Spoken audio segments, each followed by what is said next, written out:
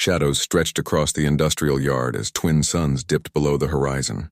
Between two rusted cargo containers, four small shapes huddled together against the cooling metal. Their scales, once bright, had dulled to the color of old ash. Ribs showed through thin skin. The smallest one trembled despite pressing against her siblings for warmth. The red one lifted her head, sniffing the evening air.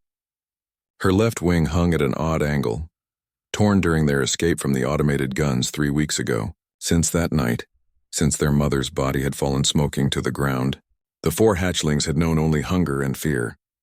Across the yard, alien workers finished their shifts at the food distribution center. The red one watched them carefully. She had learned to recognize which species threw away edible scraps and which activated alarm systems at the sight of dragon scales. The tall ones with feathers always called security. The ones with shells sometimes threw rocks. Only the soft-skinned ones occasionally ignored them, but that meant nothing.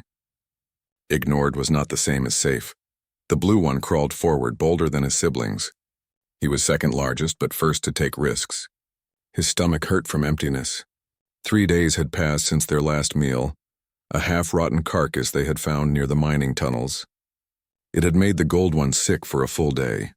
Beyond the containers, a reptilian dockworker tossed a bag toward the waste processor. It split open, spilling food containers across the ground.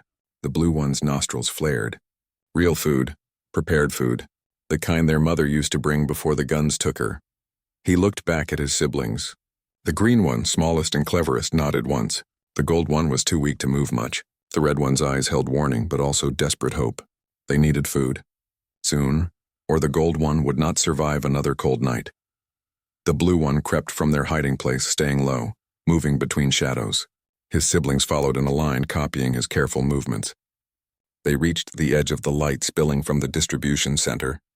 The reptilian worker had gone inside. Other workers moved about, but none looked their way. The blue one darted forward. His claws scrabbled on smooth plasteel as he grabbed a container. Behind him, the green one snatched another. The red one limped forward despite her injured wing. Even the gold one summoned strength to crawl toward the scattered food. Then the reptilian returned. The worker's eyes widened. He shouted something in a language the hatchlings did not understand, but tone carried meaning across all species. Anger, disgust, threat. He bent down, grabbed a piece of metal pipe, and threw it. The pipe struck the ground near the gold one, who yelped in terror. The red one hissed, spreading her good wing to shield the youngest. The blue one grabbed the gold one's scruff in his teeth, dragging his sibling backward. The green one had already vanished into shadow. More aliens emerged from the distribution center, drawn by the commotion. Voices rose in that universal sound of humans and non-humans alike, deciding something must be dealt with. More objects flew through the air. A boot, a drink container. A handful of gravel that scattered across scales like tiny painful stars. The hatchlings fled, abandoning the food they had risked so much to reach. They scrambled back to their hiding place between the containers, pressing together, hearts hammering. The gold one whimpered. The red one licked his face, trying to comfort despite her own pain. The blue one peered back toward the distribution center, watching the workers return inside. The food containers still lay scattered on the ground, but now workers stepped over them, kicked them aside, or tossed them properly into the waste processor. Unreachable. Lost. From a different direction, new footsteps approached. Heavy boots on metal grating. The hatchlings froze. Another threat. Another danger. Their hiding spot, already compromised by the earlier chase, would not protect them if someone looked closely. The footsteps stopped near the distribution center. The blue one risked another glance. A single figure stood there, different from the others, shorter than the reptilian but broader. 2 arms, 2 legs, smooth skin like several other species in the colony. But something in the posture read different. This one bent down, examining the scattered food containers. Then the figure straightened and looked directly at the cargo containers where 4 small dragons tried to become invisible. The blue one met the stranger's eyes across the darkening yard. Not the flat eyes of prey animals or the cold calculation of rival predators. These eyes held something else. A strange blue color. Unusual in the colony where most species had black, yellow, or red eyes. The blue-eyed stranger stared for a long moment, head tilted slightly as if thinking through a difficult problem. The red one pressed a claw against the blue one's side, a signal to remain absolutely still. Predators and prey alike often lost interest if nothing moved. But the stranger did not lose interest. Those blue eyes tracked across the containers, clearly seeing shapes that should have been hidden in shadow, seeing and recognizing what they were. Then, instead of shouting or throwing objects or calling security, the stranger simply turned and walked away, not rushed, not threatening. Just walked back toward the larger colony buildings as if nothing unusual had happened. The hatchlings remained frozen for many minutes after the footsteps faded. Finally, the green one whispered a quiet chirp, the question sound their mother had taught them. What now? The red one had no answer. They could not stay here. Workers knew this hiding place now, but they were too weak to travel far. The gold one needed food desperately. They all did. Tomorrow they would need to search again, to risk again, because the alternative was starving quietly between two rusted containers. High above, station lights flickered on as full darkness fell. The temperature dropped fast on Tharsis 7's surface. The four hatchlings curled together, sharing what little warmth remained in their thin bodies. The blue one kept his eyes open longest, staring toward where the blue-eyed stranger had disappeared. Something about that moment, that look, felt different from every other encounter with colony species. He did not understand what the difference meant, not yet. But instinct, the same instinct that had kept them alive these 3 terrible weeks, whispered that those blue eyes might matter, might change something. For better or worse, the blue-eyed stranger had seen them clearly and had chosen not to call the hunters. In the darkness, surrounded by industrial noise and alien voices and the smell of processed food they could not reach, 4 small dragons tried to sleep despite hunger that gnawed like teeth in their bellies. Tomorrow they would search again. Tomorrow they would risk again, because that was all they knew how to do. Survive until sunrise, then survive until sunset, over and over until either fortune changed or survival ended. Pre-dawn cold bit through scales and skin alike. Owen Davies moved quietly through the industrial sector, a sealed container tucked under one arm. His shift did not start for another 2 hours, but sleep had refused to come after what he had witnessed yesterday evening. 4 juvenile dragons, starving and desperate, driven away from food scraps like vermin. He had seen their condition in that brief glimpse. Malnourished, injured, terrified, every instinct from his years rehabilitating wildlife back on Earth had screamed at him to help. But colony protocols were clear. Native predators received no protection, dragons especially, since 3 miners had died in attacks 2 years prior. Still, those had been full-grown territorial males defending nest sites humans had unknowingly invaded. These were juveniles barely past hatchling stage.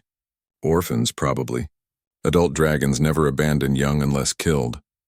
The automated defense systems made no distinction between threatening adults and harmless young. Dead was dead. Owen reached the waste processor area and stopped, scanning the shadows between cargo containers. Nothing moved. He crouched down, opened his container, and spread its contents on the ground. Protein rations from his personal supply, dried meat from the commissary, a packet of vitamin supplements crushed and mixed into the food. Not perfect nutrition for young dragons, but better than garbage scraps or starvation. He retreated behind a support pillar and waited. Minutes passed. The sky lightened from black to deep purple. Colony systems hummed to life around him. Still no movement from the containers. Maybe they had moved on. Maybe colony security had found them overnight. Maybe they had died quietly in the cold. Owen felt his jaw tighten at that thought. 3 months on this rock had not deadened his earthborn instincts, no matter how much colony administrators wished it would. Then, finally, a small red snout poked from between the containers. The injured one, the leader he had identified yesterday. She emerged slowly, wing dragging, eyes sweeping the area for threats. She spotted the food immediately but did not approach. Instead, she tested the air with rapid tongue flicks, searching for chemical signatures of poison or trap scents. Owen held completely still. Movement attracted attention. Stillness suggested no threat. The red dragon inched forward, stopping every few steps to scan again. She reached the food and sniffed it thoroughly. Then carefully she took a single bite, chewed, swallowed, waited, testing for immediate toxicity. When nothing happened, she chirped softly. 3 more dragons emerged from hiding. The blue one came first, moving with bold confidence despite obvious hunger. Then the small green one, clever eyes scanning everything. Finally, the gold one, so weak he could barely walk. The blue one immediately moved to help. pressing against his sibling's side for support. They fell on the food with desperate intensity, but the red one maintained order. She blocked the blue one when he tried to take more than his share, pushed extra portions toward the weakened gold one, allowed the green one to eat without harassment. Pack structure. Family structure. Owen recognized it from wolf rehabilitation back home. These were not mindless animals. They were intelligent children taking care of each other. From a different angle, reflected in a window panel, Owen saw another observer. Dr. Yala Ren, the avian xenobiologist, stood on an elevated platform 200 meters away. She held some kind of recording equipment pointed toward the scene. Her species' large eyes missed nothing in low light.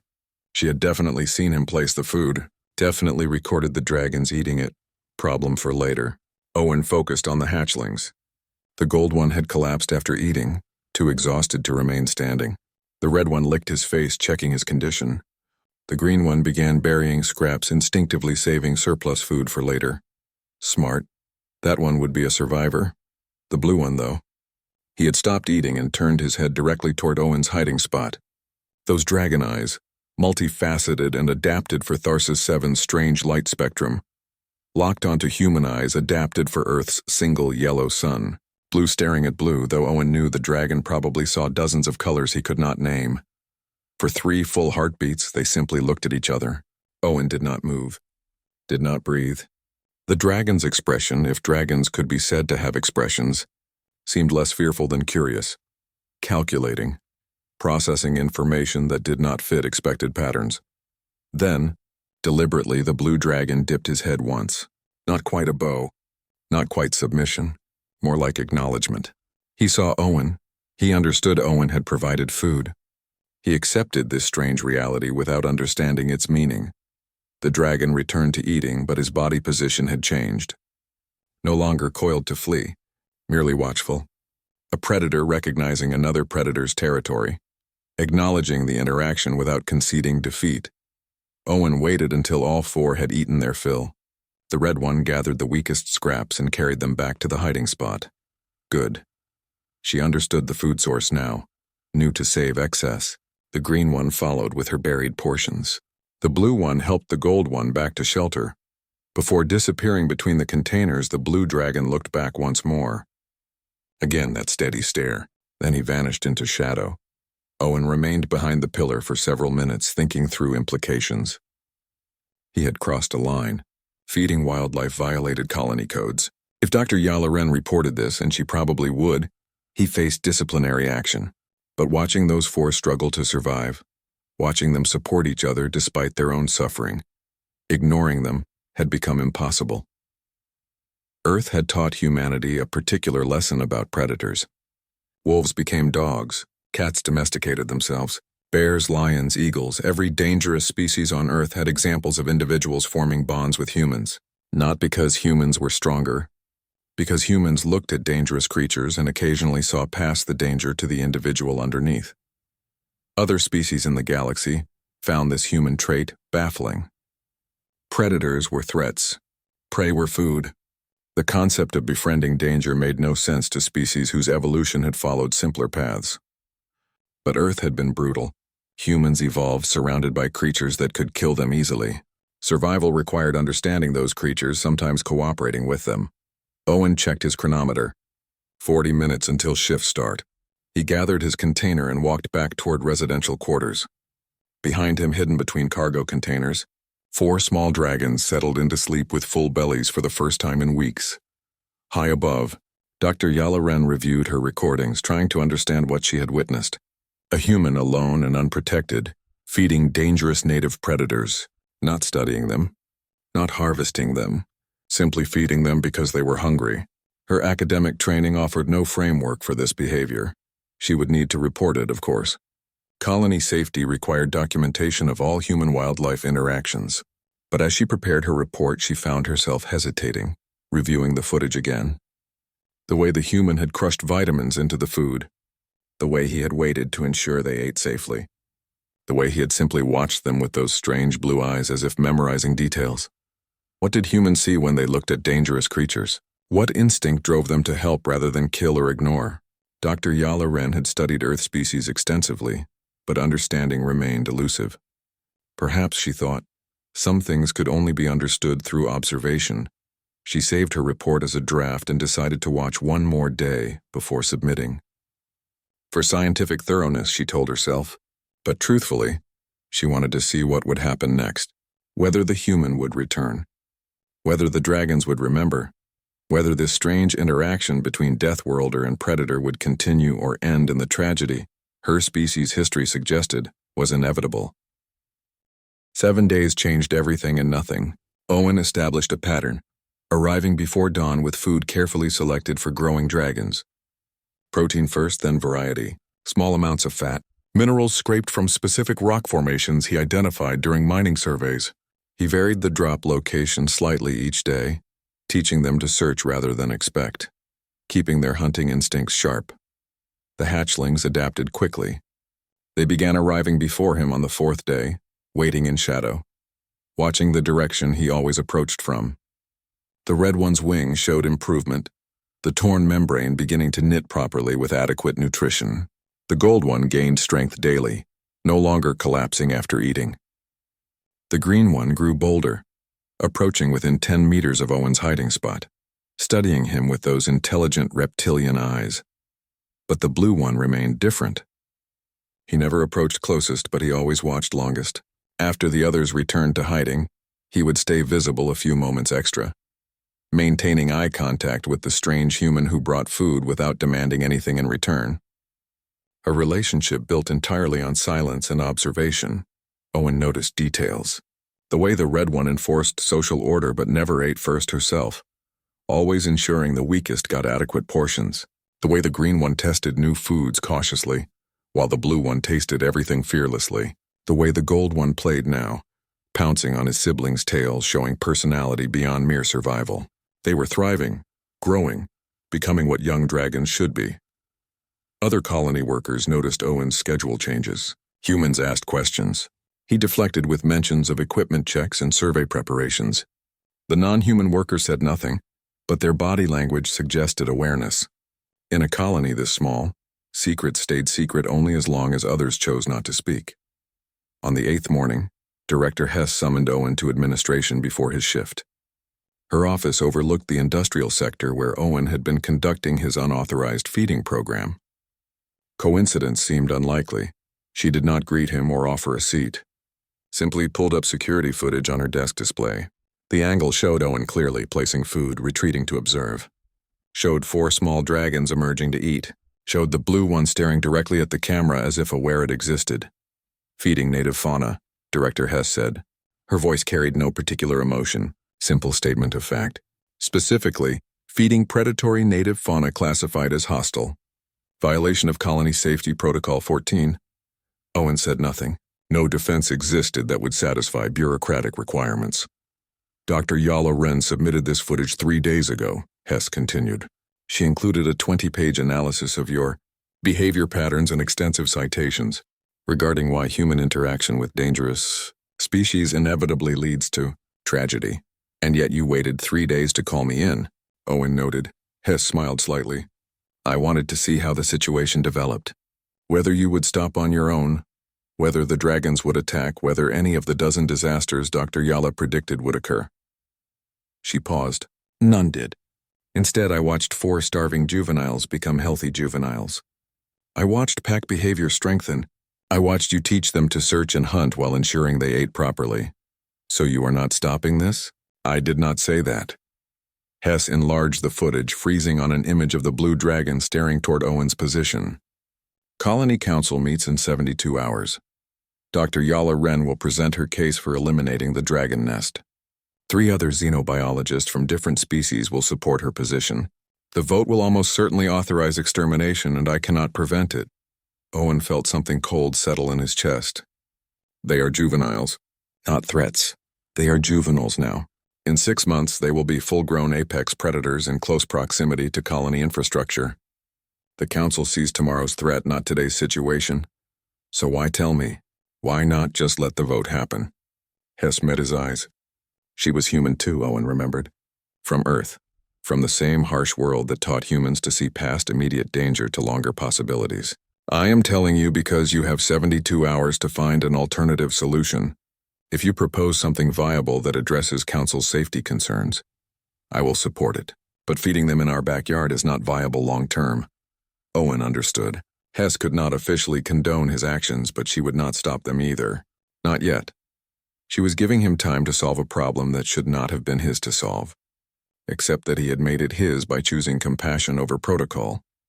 72 hours, Owen repeated, after which automated defense systems receive an upgrade specifically targeting small dragon signatures. The juveniles will not survive the first night once those systems activate. Hess closed the display. Dismissed. Owen returned to his quarters and pulled up geological surveys on his personal terminal.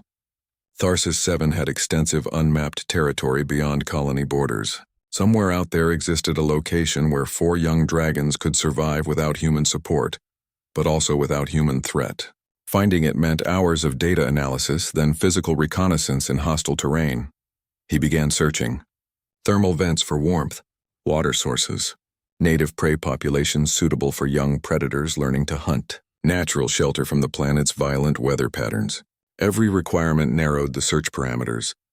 By midday, he had identified 3 possible locations. By evening, only one met all criteria. A canyon system 12 kilometers north, 12 kilometers through unmonitored wilderness where automated defenses did not protect against the planet's natural dangers. 12 kilometers with 4 juvenile dragons who had learned to trust him, but could not understand complex plans. 12 kilometers that might kill them all. Owen studied the route on his terminal screen, calculating distance against time against danger. Possible. Difficult. Potentially fatal. But possible. Behind his living quarters, outside the sealed environment dome, Tharsis 7's wind howled through the rock formations. A harsh world, but Earth had been harsh too. Humans evolved in harshness, learned to see paths where other species saw only obstacles. That night, Owen went to the feeding location carrying more than food. He brought a medical kit and approached the containers more directly than ever before. The hatchlings emerged, confused by the change in routine. The red one hissed in warning, protecting her group. The blue one stepped forward instead of back, reading Owen's body language. Understanding something significant had changed. Owen opened the medical kit slowly, showing its contents, bandages, antiseptics, nothing threatening. He gestured toward the red one's wing, making his intention clear through movement since words meant nothing across species barriers. The red dragon watched him suspiciously. The blue one chirped softly, a sound that seemed like reassurance. After a long moment, the red one approached, limping slightly, wing still dragging. She allowed Owen to touch her injured wing, to clean the healing tear, to apply medicine that would prevent infection. Trust. Built over 8 days of consistent care, now allowing physical contact. The other hatchlings watched intently, learning that the human's touch meant help, not harm.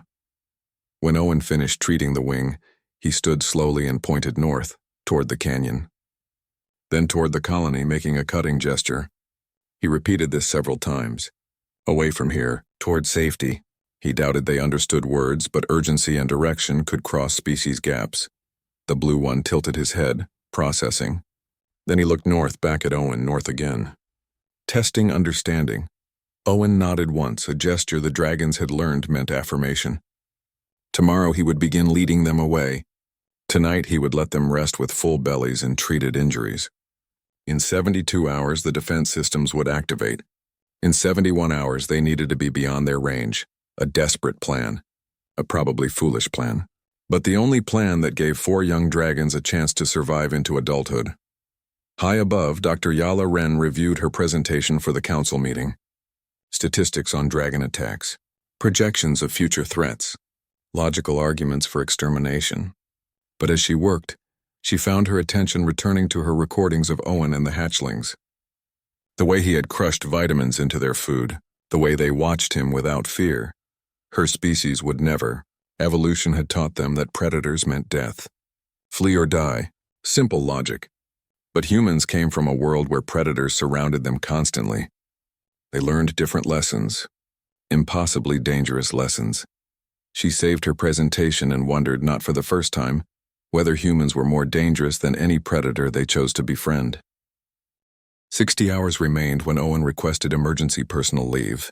Director Hess denied it officially while sending him a private message containing deactivation codes for perimeter sensors along the northern route. Deniability for her, opportunity for him. Owen understood the game. Some rules existed to be broken by those willing to accept consequences. He packed supplies in darkness, food concentrates, water purification tablets, thermal blankets, basic medical supplies, enough for 2 days in wilderness. His location beacon sat on his desk, deliberately left behind. Once he crossed the perimeter, colony tracking would mark him offline. Search protocols would activate, but not immediately. Hess would delay, claiming equipment malfunction, buying hours. Pre-dawn cold bit exposed skin as Owen approached the containers for what might be his last feeding visit. The hatchlings waited, now accustomed to his presence. The red one no longer hissed. The green one sat within arm's reach. The gold one actually approached first, nuzzling Owen's leg like a domesticated earth animal, though dragons had never been domesticated. The blue one maintained his watchful distance, but his eyes tracked every movement Owen made with undivided attention. Learning. Always learning. Owen placed food, but did not retreat. Instead, he stood visible, pack on his shoulders, body language suggesting movement and urgency. The hatchlings ate, confused by his changed behavior. When they finished, Owen began walking toward the perimeter, slowly, deliberately, looking back every few steps. The red one chirped confusion to her siblings. Stay or follow. The decision would determine whether they lived or died in the next 72 hours, but she could not know that. She only knew the pattern had broken. The human who fed them was leaving. Owen walked 50 meters. Behind him, silence. His heart sank. They did not understand, would not follow. He had failed them. In 60 hours, upgraded defenses would hunt them systematically until 4 young lives ended in fire and pain, like their mother before them. Then, claws on plasteel. Scraping sounds. Owen turned. The blue one had followed, crossing the invisible boundary between safety and unknown. He stood in open ground, exposed and vulnerable, trusting that the human's path led somewhere worth going. The blue one chirped back toward the containers. Come, follow. Trust. One by one, the others emerged. The green one first, curiosity overcoming caution. The gold one next, grown strong enough to take risks. Finally, the red one limping on her healing wing but unwilling to abandon her family to whatever came next. Owen felt something tight in his chest loosen. They had chosen, not understanding destination or danger, but trusting the human who had fed them consistently when all others had driven them away. He walked toward the perimeter. 4 small dragons followed. The boundary between colony and wilderness was marked by sensor posts that hummed with active scanning. Owen input Hess's deactivation codes and the humming stopped. For a 12-meter gap, the electronic fence went dark. Beyond it, unprotected terrain stretched to distant mountains. Beautiful, deadly. Home to predators that made juvenile dragons look harmless. Owen stepped across. Sensors remained silent. He looked back. The hatchlings had stopped at the boundary line, instinct warning them that safety ended where monitoring began. Into the unknown was death. Except the human had crossed and lived. The blue one stepped across first, eyes locked on Owen, immediate trust that defied survival instinct. The others followed because he did, pack loyalty stronger than individual fear. Behind them, in colony security, alarms activated. Owen's beacon had dropped offline. Perimeter breach detected, search protocols initiated. But those protocols included a 20-minute delay for equipment verification. Director Hess would stretch that delay as far as possible, but eventually people would come looking. Owen increased his pace. The hatchlings matched him easily, their natural movement faster than human walking speed. They traveled in formation, red one leading, green and gold flanking, blue one at rear, frequently looking back toward the colony they were abandoning. Terrain grew rougher. Smooth plasteel gave way to natural rock formations. Temperature dropped as they moved beyond the colony's environmental controls. The hatchlings adapted better than Owen, their biology designed for Tharsis 7's extremes. He wrapped a thermal blanket around his shoulders and continued north. 2 hours passed. Then 4. The colony disappeared behind rocky ridges. Above, Tharsis Seven's twin suns rose, casting strange double shadows. The hatchlings grew playful despite the long walk, pouncing on each other, testing their strength now that fear did not suppress natural behavior. The gold one showed off his improved agility. The green one climbed a small formation and chirped victory. The red one's wing had healed enough for short glides. The blue one stayed near Owen, occasionally bumping against the human's leg as if confirming he remained real and present. A bond strengthening with each kilometer, built on nothing but consistent care and mutual trust. By midday, warning signs appeared. Claw marks on rocks too large to be juvenile dragons, territorial markers left by native predators. Owen checked his geological maps, confirming their route stayed clear of known nesting sites. But maps showed surveyed territory. Unknown dangers remained unmarked. The hatchlings noticed the claw marks and grew cautious. The red one's scales darkened, natural camouflage activating.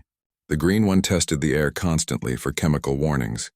Even the playful gold one stayed closer to the group. They had lived as prey animals long enough to recognize predator signs. Owen wished he could tell them that humans were predators too. That Earth had produced creatures far more dangerous than anything on Tharsis 7. That they followed the most dangerous thing in this wilderness, even if his soft skin and small teeth suggested otherwise. Instead, he maintained steady pace northward, showed confidence through posture, made himself the calm center they could follow safely. Evening approached. Temperature began its nightly plunge toward lethal cold. Owen found shelter in a rocky overhang, started a fire using standard colony equipment.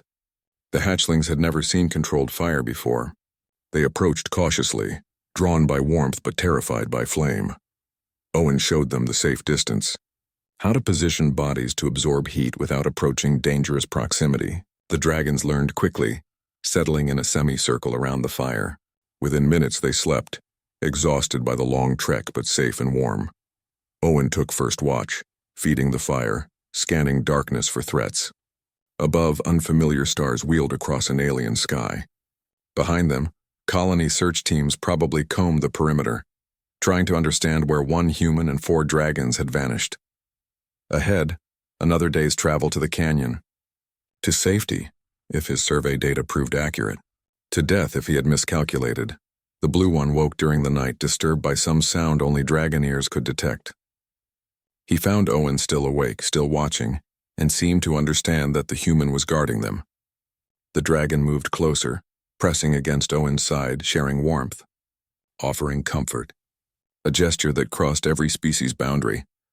Owen rested his hand on the dragon's scaled head. The blue one did not pull away. In the darkness, surrounded by alien wilderness and unknown dangers, human and dragon kept watch together. 2 predators from different worlds trusting each other because trust was sometimes the only tool survival offered. By morning, they would continue north. But tonight, in this moment, they were safe. They were together. And that was enough. Dawn broke across jagged stone formations as Owen woke to the smell of death. The fire had burned to embers. The hatchlings slept pressed together for warmth. But 50 meters downwind, something massive had marked territory during the night. Fresh claw marks scored rock faces. Scent markers announced ownership with chemical aggression. Owen checked his survey maps. Stone Bear territory, though the entry was marked with a question symbol indicating unconfirmed data. No longer unconfirmed. They had camped at the edge of a native apex predator's hunting ground.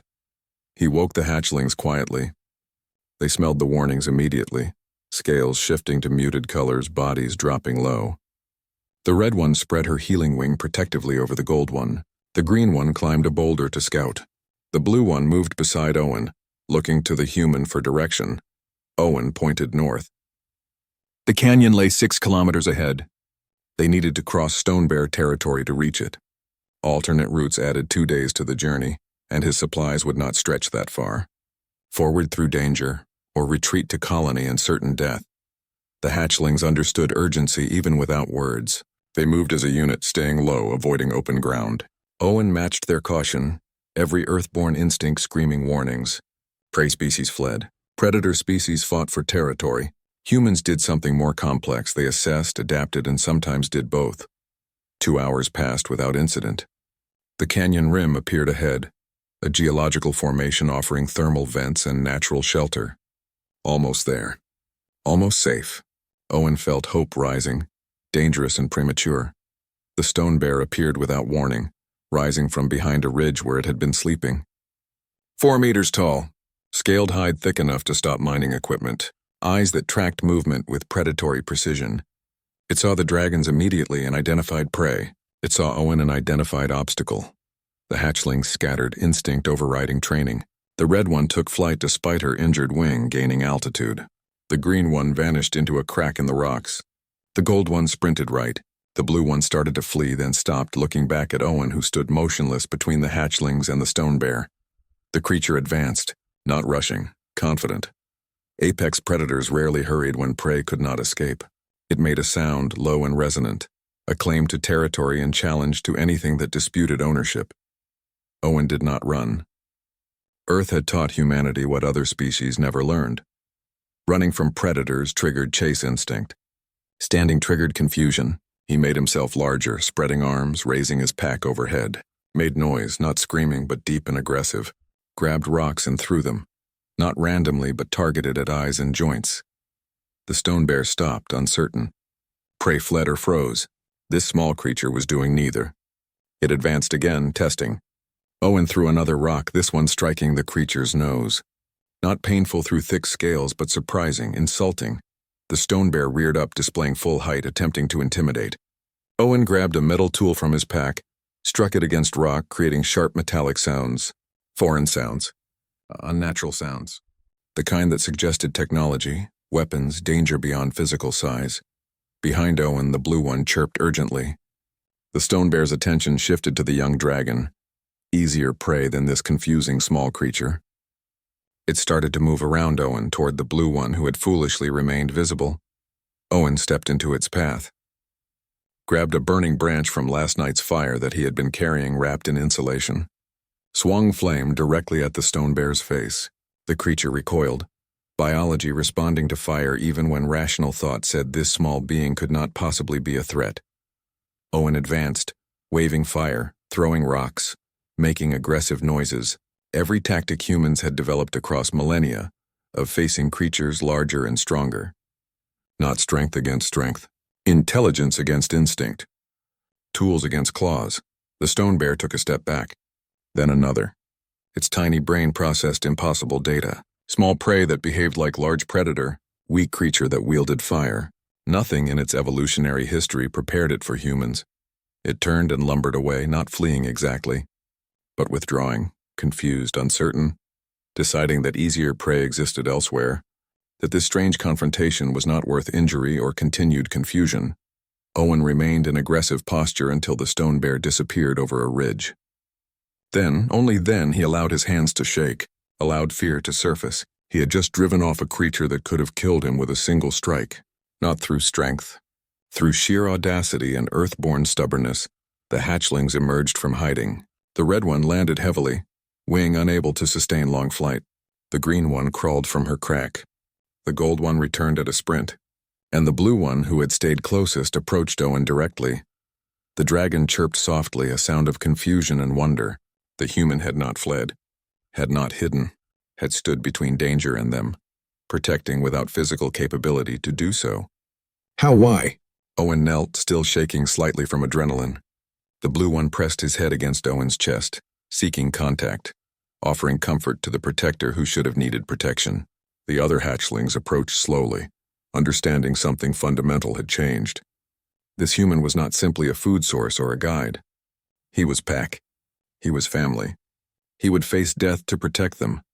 Humans did this, Owen knew, formed bonds with creatures that logic said should be enemies, protected individuals against all rational self-interest. Earth species had learned this about humans thousands of years ago.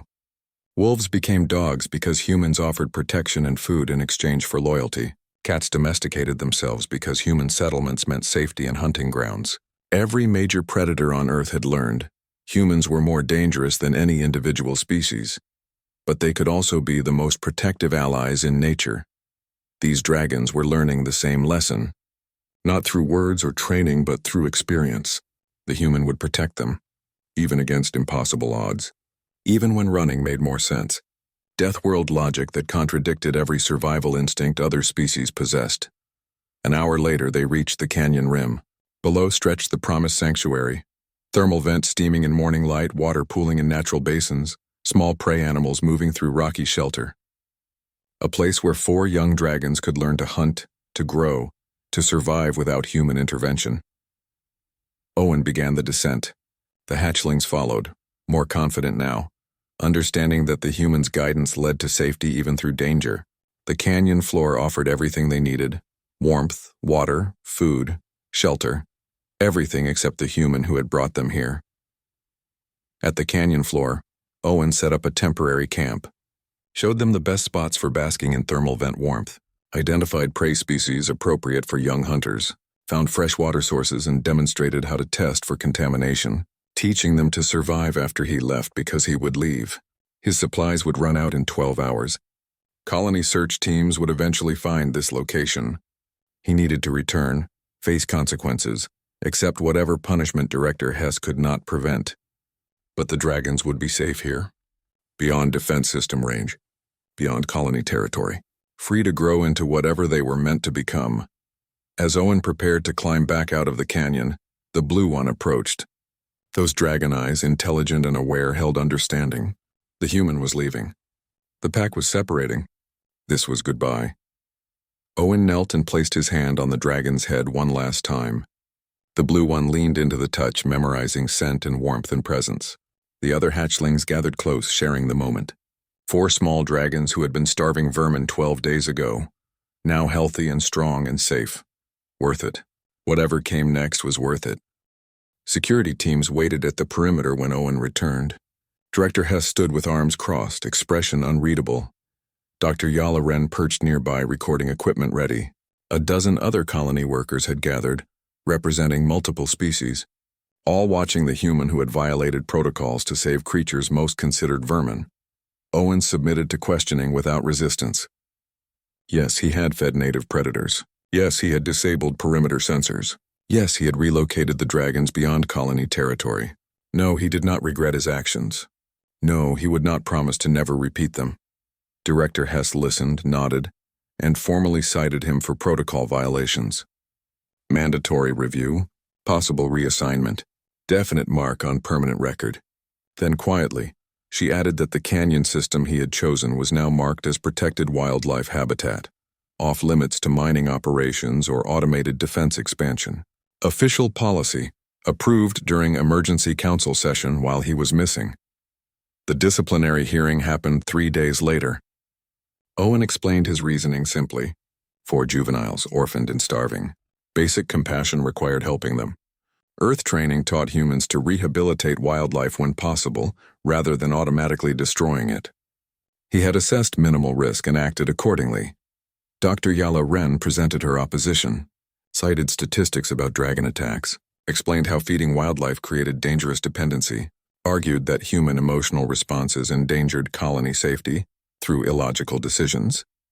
Her presentation was thorough, logical, backed by extensive research. Director Hess listened to both sides, then made her ruling. Owen would receive formal reprimand and suspended penalties, contingent on the dragon relocation proving successful. If the juveniles survived without further human intervention, his actions would be considered justified. If they died or caused problems, harsher punishment would follow. Acceptable terms. Owen returned to normal duties, working mining equipment, analyzing geological data, living the routine life of a frontier engineer. But 3 times per week on his off days, he hiked to the canyon rim and observed from a distance. The dragons thrived. Within 2 weeks, they had established hunting patterns. The red one's wing healed completely, allowing full flight. The gold one grew rapidly, gaining size and confidence. The green one mastered the terrain, finding hidden paths and shelter spots. And the blue one, always watchful, seemed to scan the canyon rim regularly as if expecting something. Owen never descended into the canyon. The dragons needed to learn independence, not continued reliance on human support. But he watched, documented their progress, and filed reports with Dr. Yala Wren's research team, evidence that coexistence was possible. 2 months passed. The juveniles grew into adolescence, scales brightening, bodies filling out properly. They hunted cooperatively, shared kills fairly, and maintained the social structure their mother would have taught them if automated guns had not killed her. They were becoming what dragons should be. Then, during routine observation, Owen noticed the blue one behaving strangely. Breaking from the group, climbing toward the canyon rim, toward the specific spot where Owen always watched from, as if tracking scent or following remembered paths. Owen remained still as the dragon climbed. Larger now, nearly the size of a full adult, scales gleaming with health. The creature reached the rim and stopped, looking directly at Owen's hiding spot. Those blue dragon eyes, intelligent and aware, showed recognition. The dragon chirped. The same sound from their first real interaction, when the blue one had watched Owen place food and acknowledged understanding. "Hello, I remember you." Owen stepped into view. The dragon did not flee or attack, simply watched as Owen approached slowly.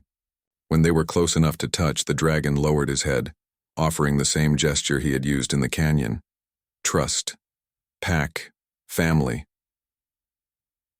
Owen rested his hand on scaled skin, warm from the sun. The dragon pressed into the touch, rumbling contentedly. Behind and below, the other three noticed the interaction. They chirped questions, confused but not alarmed. Their sibling had found the human who saved them. Everything was safe. Over the following months, a pattern developed. Owen visited regularly. The dragons learned to expect him but did not depend on him. They hunted their own food, maintained their territory, and lived wild lives.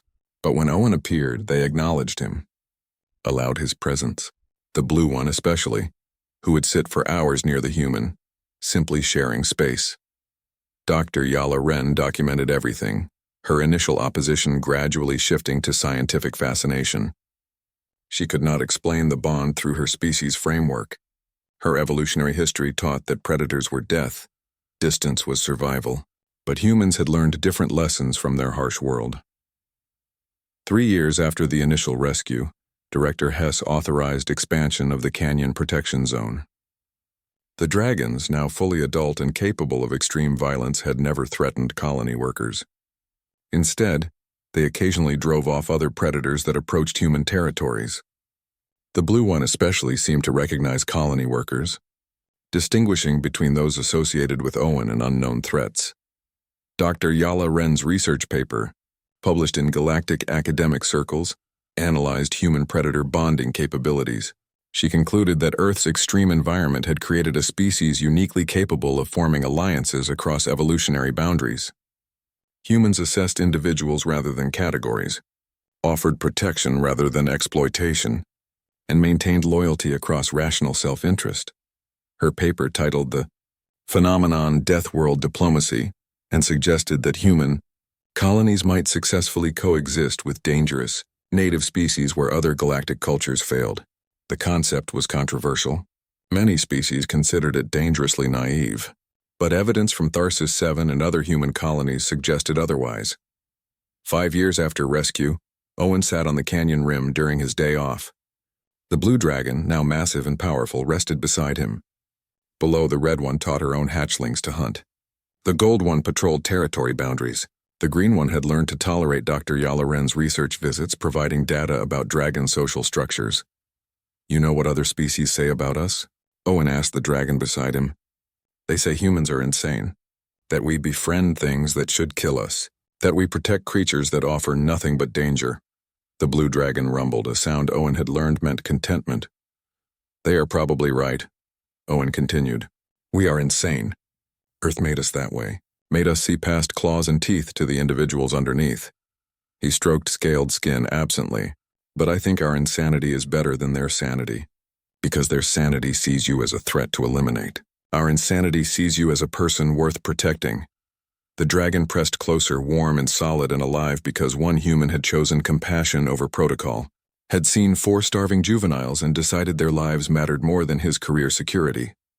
Below in the canyon, young dragons played under watchful parental eyes. Above on the rim, human and dragon watched together in comfortable silence. Not master and pet, not researcher and subject, something more fundamental. 2 intelligent beings who had chosen each other across every boundary that should have kept them apart. In the colony, other species still debated whether human behavior toward dangerous fauna was wisdom or madness. But sitting on that canyon rim, Owen knew the answer. It was both. Wisdom born from madness or madness proven wise through results. Earth had taught humans to survive by making friends of monsters. That lesson, carried across light years to alien worlds, might be humanity's greatest gift to the galaxy, or its most dangerous curse either way. The blue dragon beside Owen proved one truth. When humans decided something was worth protecting, neither logic nor danger nor bureaucratic protocol would stop them. That stubborn, illogical, beautiful insanity was what made them human. The dragon chirped softly. Owen smiled. Below, new generations played in safety that should never have existed. And above, blue eyes met blue eyes, understanding passing between species without need for words. Sometimes the best decisions were the ones that made no sense to anyone except those who made them.